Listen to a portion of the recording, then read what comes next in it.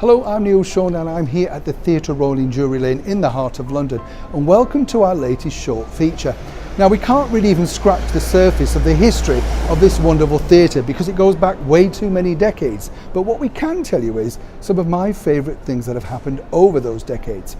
Now, the theatre has welcomed so many stars. In fact, way back in 1953, if I said to you someone who starred here could have been left shaken and stirred, particularly a few years later, in fact less than 9 years later, is the one and only Mr. Sean Connery. That's right, in 1953 he came here to audition as a muscle man to appear in a smash hit Broadway musical, Rodgers and Hammerstein's South Pacific.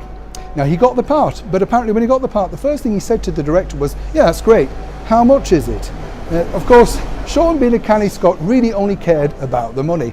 That wasn't the case for the Hollywood star Ginger Rogers. She came here in 1969 and was a smash in the musical Mame.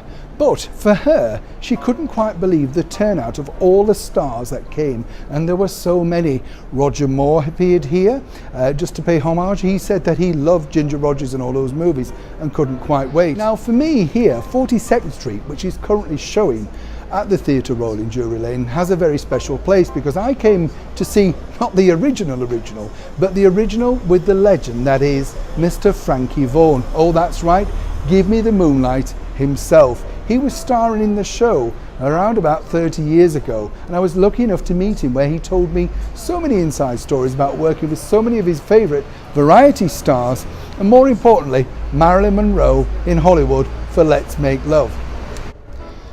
Now, coming back up to date, we were thrilled and happy to go back inside to the Theatre Royal Drury Lane to interview one of my favourite stars, the brilliant Bonnie Langford. Now, she's here until January the 5th, 2019. Then the theatre closes for around about 2 years because Lord Andrew Lloyd Webber is refurbishing this splendid theatre with his own money, no less. And there will be a whole new auditorium, but more importantly, for the very first time in around about 200 years, another restaurant. And my spies tell me that restaurant's going to be called Madeline's, after his wife.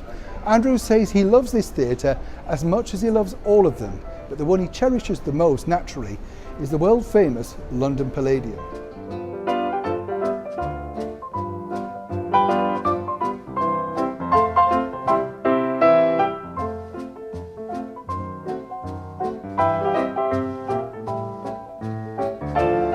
Now, naturally, the theatre had a lot of history and quite a few infamous managers.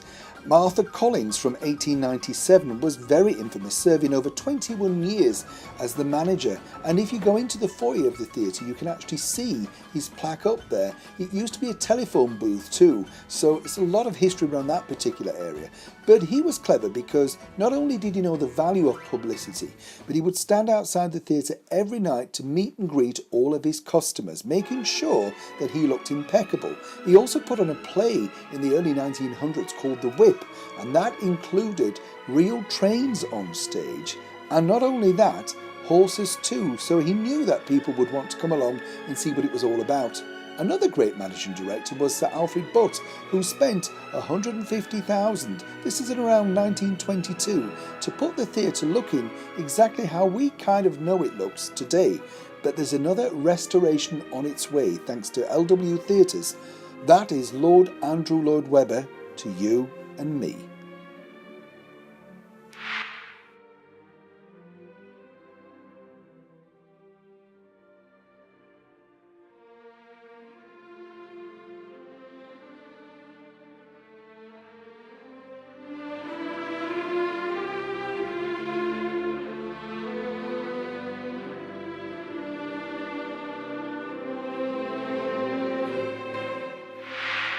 The theatre didn't always do particularly well though, because in the early 1930s, can you believe, it almost became a cinema. That's right, ticket sales were that bad, bosses really truly thought the only way now to make money was to turn it into a cinema. Of course, with 2,000 plus seats, a very clever idea. But there was one man who was about to save all that with his spectacular styles of musicals, and that man was Ivor Novello.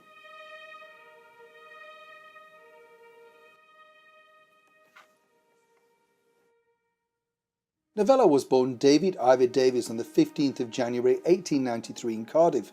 His mother was a dame and his father, David Davies, was a tax collector. At a very early age, Ivor had a brilliant soprano voice and could play the piano excellently. Now, when the family moved to London, they first lived at 55 New Bond Street, which was a rather exclusive area. And then they moved in 1913 to the flat above the Strand Theatre in the Aldwych, which of course now is very famous thanks to the blue plaque. Ivor, though, himself formed ideas at that very early age of how fame could make him, well, an even bigger player, if you like, in the world of musical theatre. And by that he thought about moving into the world of movies. So he pitched up at the Savoy Hotel and that famous grill, because that's where all the movers and shakers of the movie world placed themselves at that period. And they watched how Ivor came in and out of the restaurant, fully made up, camera ready, so that he could prove to them just what a draw he could possibly be in their movies. Naturally, it worked, and Ivor Novello, the big film star of the day, was born. Ivor, though, was very clever because he made sure he was kept in the press and he knew exactly how to create sort of fandom around him. It was in all the movie magazines and they all speculated, of course, which lady he was dating at that particular time. But he didn't really enjoy movies that much. He found all the waiting around rather boring, so he returned to his first love of music. Now in 1917, of course, he really rocked up one of his biggest hits, Keep the Home Fires Burning, and that became synonymous with the First World War, creating him to become a multimillionaire just from that particular track. Ivor, though, of course, really did save the Theatre Royal Drury Lane in the early 30s by coming up with so many magical musicals, and to this day they're not really that well played apart from die-hard fans. But they had massive titles like Perchance to Dream. His final musical really was one that you couldn't possibly use in any marketing campaign today, Gay's the Word, which premiered at the London Hippodrome. But there were far, far many more, and of course many of his songs are used in collections now. Here's the famous blue plaque that you can see outside his flat, and lots of people every year still take that picture. The Theatre Royal has hosted many royal occasions, including the Queen Mother's birthday party, where they had a small problem with the candles on the cake, but more about that later. This particular show is from 1979, and you're looking at Boney M, who were riding high in the charts that year. And of course now here is Bill Haley, who when he arrived into London's Waterloo station way back in the middle 50s was something of, well, a bit of a terror. Apparently the teenagers were becoming delinquent because they were busy listening to Rock Around the Clock, which was a huge hit for him, and he was a favourite with the royal family. Now, to get to be asked to appear on a Command performance was something of a big event in that particular era. It wasn't just a pop star plugging a brand new album or a soap star popping on to introduce someone. These were real entertainers, true variety artists. And what you're seeing here is Yul Brynner, who was busy at the London Palladium in that particular year as he was starring in his West End debut, The King and I. Now there's a story attached to that particular visit because he was the first person to demand and receive a jacuzzi installed into the #1 dressing room at the theatre of the London Palladium. Now, it was still there up until a couple of years ago, and I can say that I've sat in the same jacuzzi as Yul Brynner. But if you're a fan of royal shows, you'll know that the Theatre Royal, given its size, can put on spectacular performances. And of course, members of the royal family in attendance always ensure that the stars are on their best behaviour.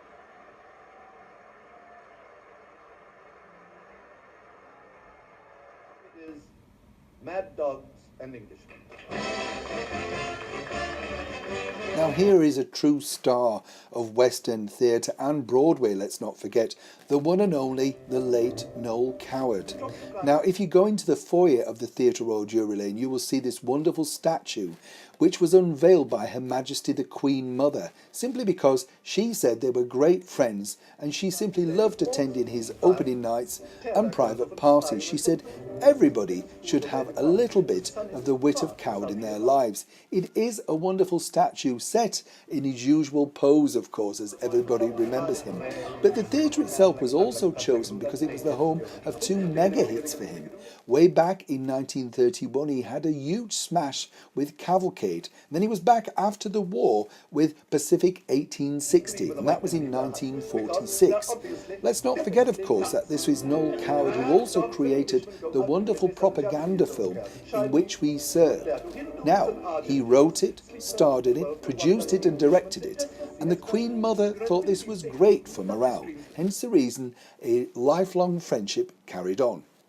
Of course, Noel was known for his wit, but he also had some cracking songs too. You can't forget tunes like Don't Put Your Daughter on the Stage, Mrs. Worthington, and this particular classic, Mad Dogs and Englishmen. But Noel also had his more serious side and wrote the much covered Mad About the Boy. The winner is... Another star that really needs no introduction is the wonderful Rex Harrison. And on the April 29th, 1958, he opened at the theatre in My Fair Lady. It was a wonderful triumph for him. Of course, it was direct from Broadway, but Rex playing Professor Higgins and Julie Andrews as his Eliza really stole everything but the curtains. And they also had costumes by Cecil Beaton. It was a star-studded event with the likes of Ingrid Bergman and our very own Dirk Bogarde in the audience. Now get this, if you wanted to get a ticket to this show, which was the hottest in town, there could be up to £5. Now, Rex won an Oscar for his performance on film, directed by George Cukor in 1965, the same year as his co-star, shot to even more fame starring in The Sound of Music.